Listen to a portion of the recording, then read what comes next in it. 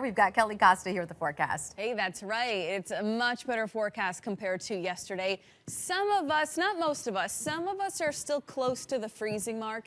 And with all the rain we had yesterday, I do want you to be careful of some icy slots. Like Keene, for example, you can see even 33 in Fitchburg is still close enough for there to be lingering ice from earlier in the morning that hasn't quite melted. So it's mainly north central Mass getting into southwest New Hampshire. Watch out for some icy spots on the roads. Most of us are well above freezing. It is nice and dry out there. Could be a couple snowflakes later tonight across central Massachusetts. Not going to be an issue for most of us, though. 40 degrees at 10 a.m., highs in the mid-40s. 4 o'clock, 42 degrees. 7 o'clock, you are already back down to the 30s.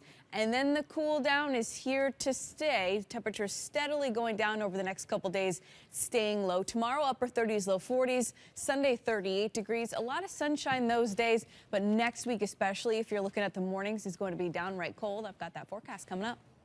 That's right. We are going to be drying out. Not that we don't need the rain. I know it wasn't that great yesterday, but a lot of us were inside throughout the day, eating, spending time with family. So it wasn't terrible, and we do, as I mentioned, need the rain. Most of us got between about 3/4 of an inch to an inch and a quarter, and just proof that we still need that rainfall. Nearly a third of the state is in the second to worst drought category. That's extreme drought. So we still need a significant amount of rainfall. It doesn't even have to be just rain, any precipitation, because snow eventually melts, and that counts toward the liquid equivalent of rainfall. So that counts toward precipitation. So whether it's snow, whether it's rain, we need it both. Both add moisture into the ground. So elsewhere, where it was cold enough, it wasn't for us, but where it was cold enough in northern New England, they got a whole lot of snow. So if you're going skiing or snowboarding this weekend, your conditions are looking pretty good for New Hampshire and Vermont. A lot of locations picked up greater than a foot of snowfall. Wasn't the case here. We had the plain rain. Since then, we have since dried out.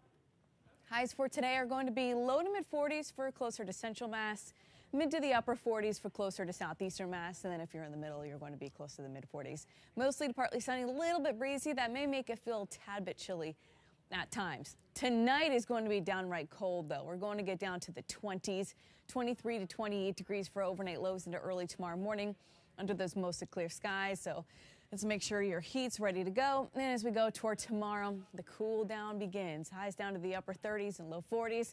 It'll be bright, but definitely a chilly day. And then we only get colder after that. And here's that midwinter-like chill that I've been talking about for a couple days now.